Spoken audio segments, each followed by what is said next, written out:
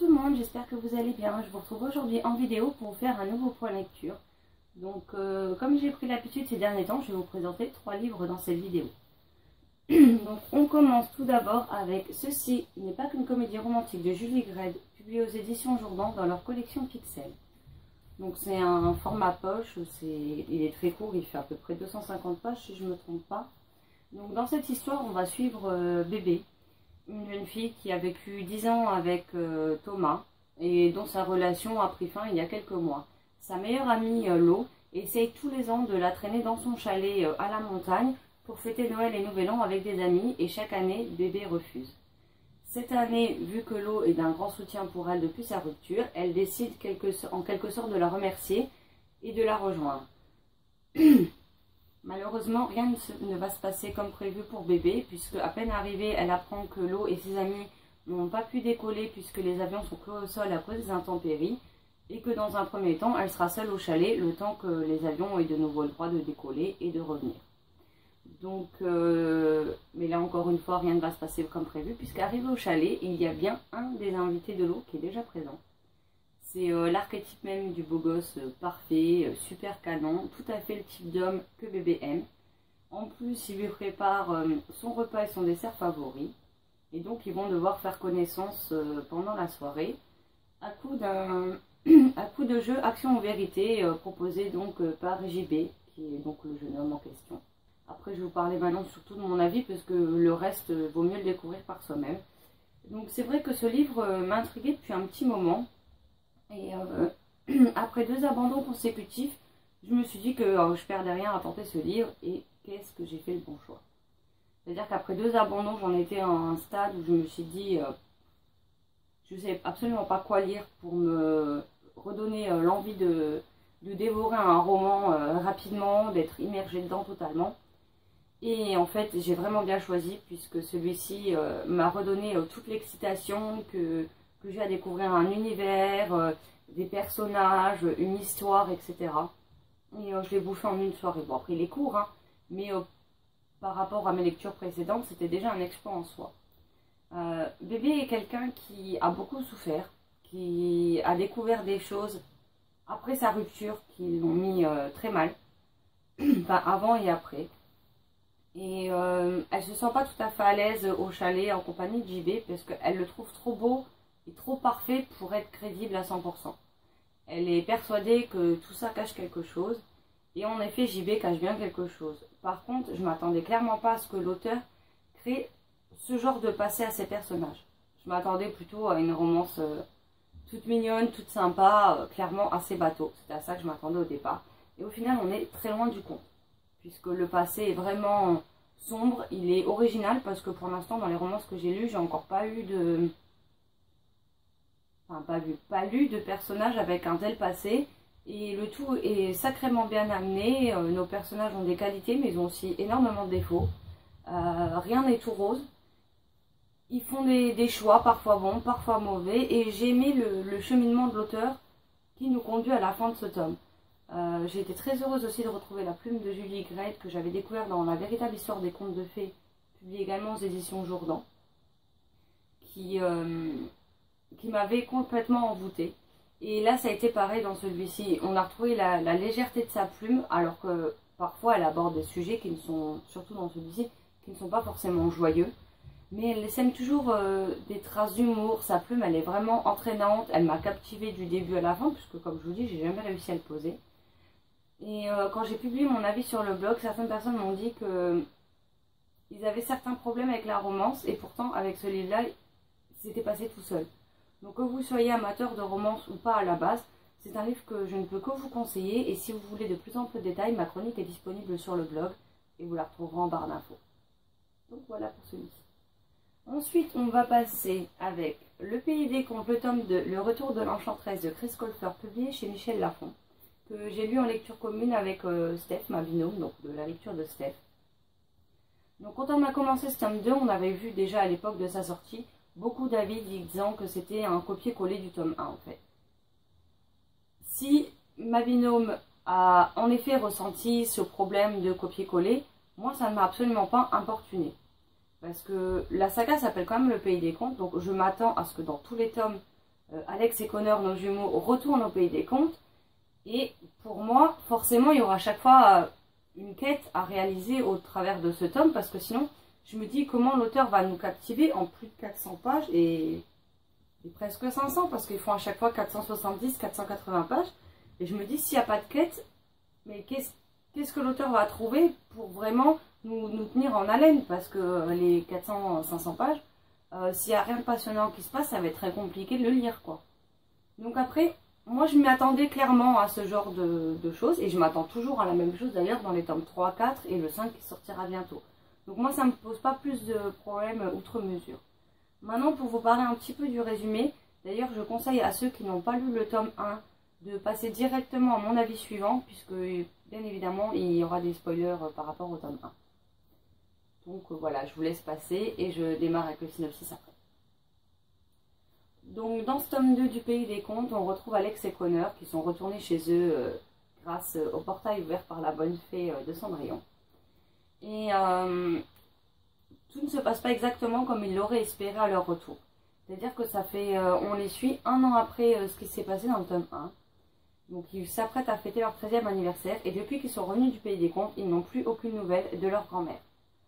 Ça laisse un sentiment amer et de tristesse à Alex qui a besoin de sa grand-mère, qui a beaucoup de questions à lui poser et qui aimerait enfin avoir des réponses.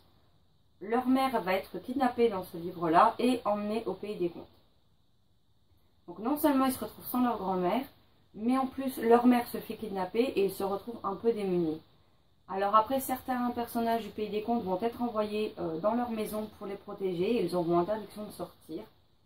Mais bon, vous connaissez Alex et Connor, ils n'en font que leur tête, surtout Alex. Et donc elle va fuguer accompagnée de son frère et se rendre au Pays des Contes pour tenter de sauver leur mère et de retrouver la trace de leur grand-mère.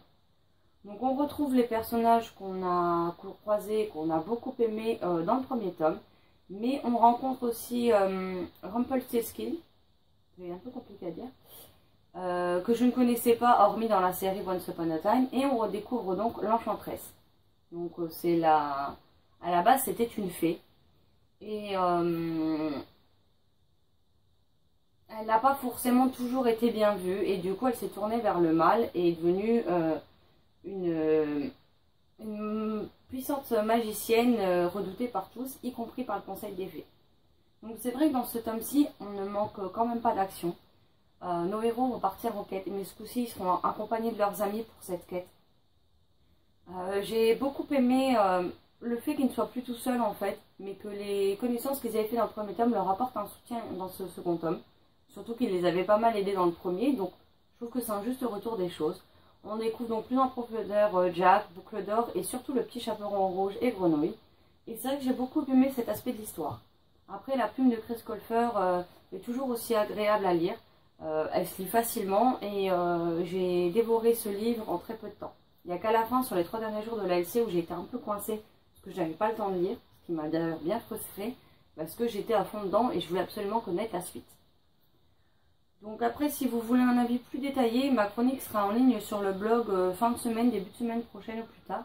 Donc je vous conseille d'aller jeter un œil pour avoir un avis plus détaillé, plus constructif, etc. Mais en tout cas, j'ai hâte qu'on commence le tome 3 en mars avec Steph pour voir où va nous mener ce 3e tome.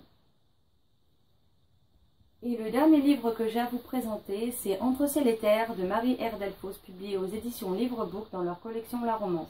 Donc je remercie la maison d'édition pour ce partenariat. Donc dans ce livre, on va suivre Gabriel. Donc déjà c'est un court roman, il fait à peu près 100 pages.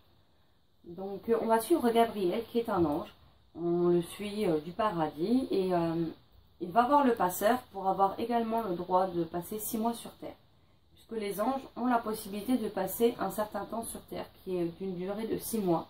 Pas un jour de plus, pas un jour de moins. Et leur seul mot d'ordre une fois qu'ils sont sur Terre, c'est de vivre leur vie comme bon leur semble. Donc Gabriel s'apprête à descendre sur Terre. Le passeur n'est pas forcément très joyeux de ce choix, mais le laisse faire. Parce que de toute façon, il n'a pas le choix d'aller contre cette décision qui a été prise.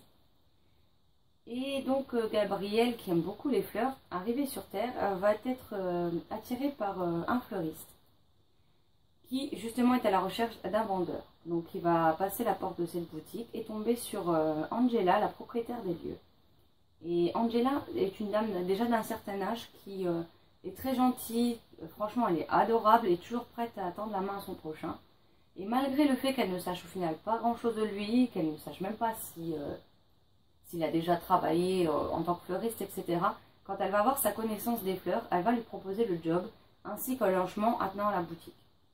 Et c'est comme ça qu'il fera la rencontre de Eliane, sa collègue. Eliane, elle est par contre très froide, très distante. Elle a un pressentiment comme quoi il ne faut surtout pas qu'elle s'approche de lui, surtout pas qu'elle lie des liens avec lui sous peine d'atrocement souffrir.